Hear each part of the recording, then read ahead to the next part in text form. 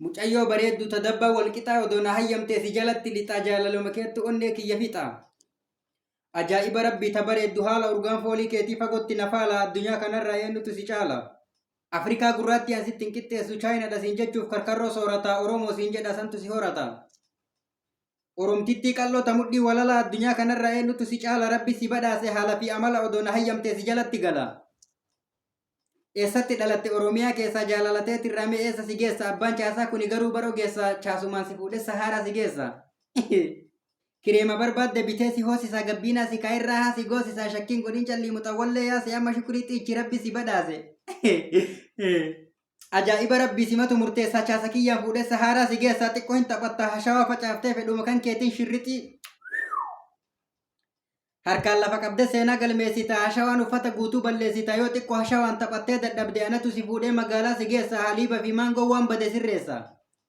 Chaasa yaabbatanii harakaan hin ta'u tasgabbiin fudhatu waan namarra gahu saanduqa koranii jilbifachuus ta'u akkasumallee chaasa motorri hin ka'u.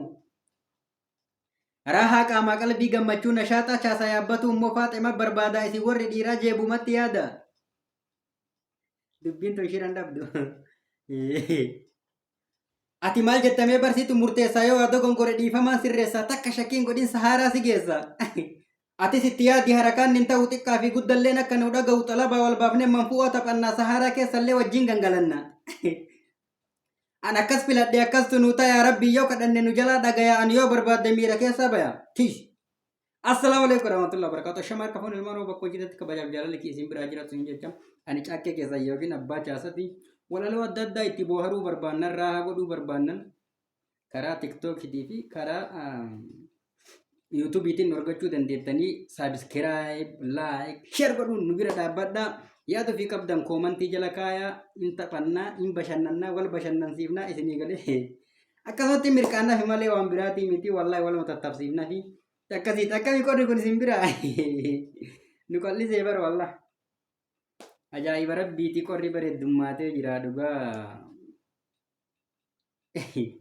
isin biraa akkamii isin yaada keessan koomantii jala kaa dhugaa rabbi yaada keessan barreessan jirtanii akki koomantii jala kaayaa isin hin jedhaa jirraa bar kabajaan isin gaafataa jirraa maal taatan isin karaa YouTube'itiin nu hordofaa walaloo itoo akka marqa qamadii karaa kanaan argattanii jechuun TikTok irra walaloon nuti finnu walaloo kala zabanni irraa deeme wallahi dhugaa hin wayyaa asirraan immoo walaloo itoo mi'ooftu adda adda argatta waan ta'eef subscribe godhaatii nu jajjabeessaa yaada fi qabdan koomantii jala kaayaa ani caakkee keessan yookiin abbaa chaasatii waan isin barbaadan anatu gad isinii baasa isin jabaadha ulfaadhaa warri subscribe naa gootan galatoomaa kabajama isinin jedha warri na jajjabeessitan hundi keessanu thank you